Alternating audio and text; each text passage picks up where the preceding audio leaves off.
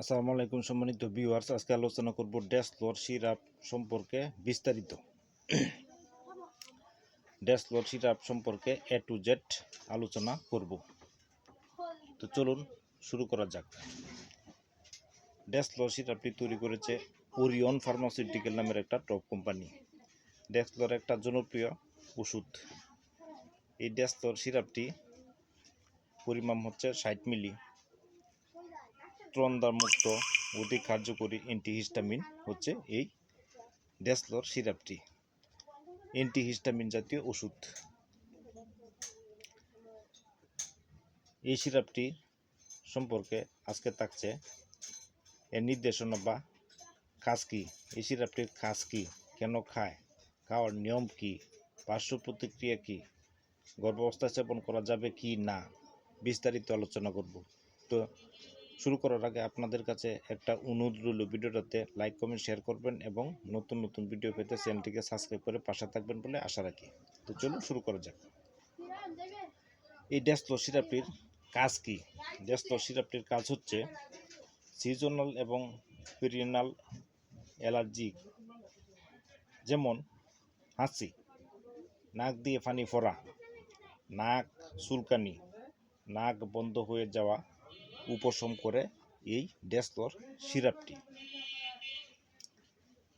চোখের চুলকানি, চোখ দিয়ে পানি পড়া, চোখ লাল হয়ে যাওয়া, তালুর চুলকানি এবং কাশি নিরাময় করে এই ড্যাশলোর সিরাপটি।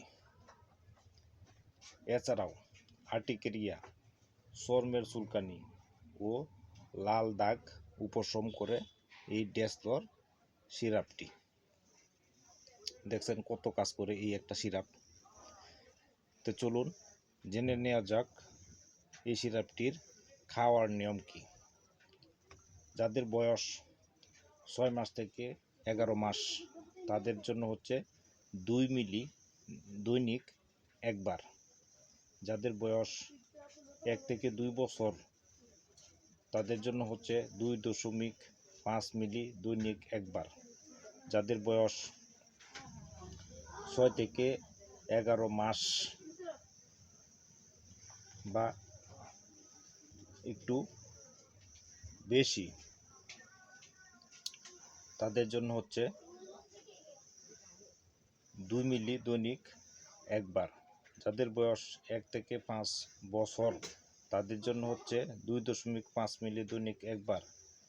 যাদের বয়স 6 থেকে 11 বছর তাদের জন্য হচ্ছে 5 মিলি মানে 1 চামচ দৈনিক একবার। যাদের বয়স 12 বছরের ঊর্ধ্বে তাদের জন্য হচ্ছে 10 মিলি মানে 2 চামচ দৈনিক একবার করে রাত্রে খেতে হবে।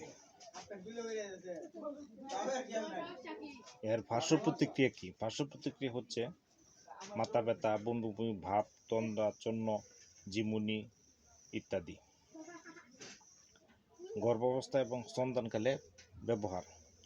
গর্ভাবস্থা এবং স্তনদানকালে ব্যবহার না করাই উত্তম। যদি একান্ত প্রয়োজন হয় তাহলে চিকিৎসকের পরামর্শ মতো সেবন করতে হবে। সকল ওষুধ শিশুদের নাগালে বাইরে সংরক্ষণ করতে হবে। ভিডিওতে লাইক কমেন্ট শেয়ার করবেন। আসসালামু আলাইকুম।